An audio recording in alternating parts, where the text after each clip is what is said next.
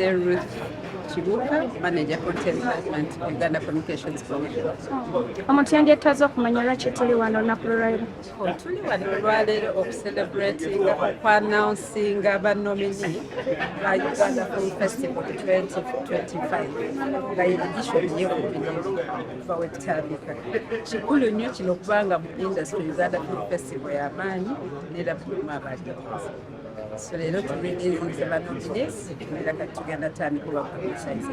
Munominatinze abantu bameka mu categories? Buli category tunominatingamu abantu 5 kozi ezimu osangamu 6 nga bataayize. Yes. Emabegako twabadde ne Icon Awards. Zino ezammwe n'eza Icon Awards njawulo ki? Kakati zino bagiyita Uganda Film Festival, edi bagiyita Icon Awards. So naza industry eno ya UCC.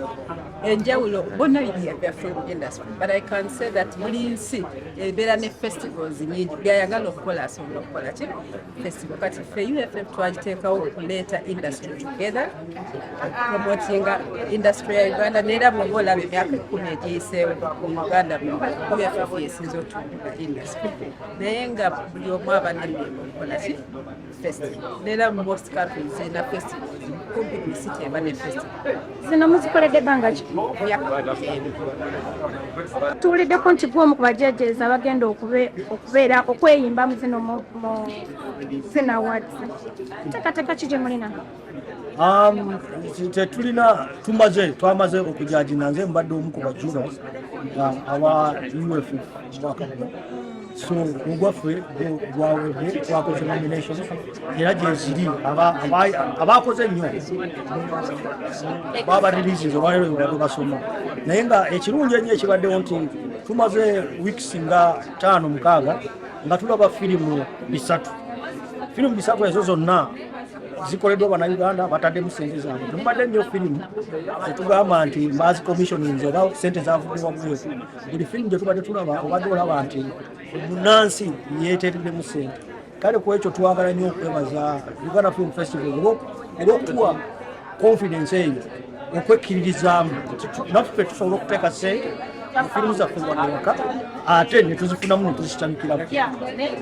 Omuntu omu aludde mu kintu kino ekya movie industry kuba feesi y'abantu bagimanyi nnyo. Zino awards z'olwaleero ne awards za Icons enjawukana eriruddawo?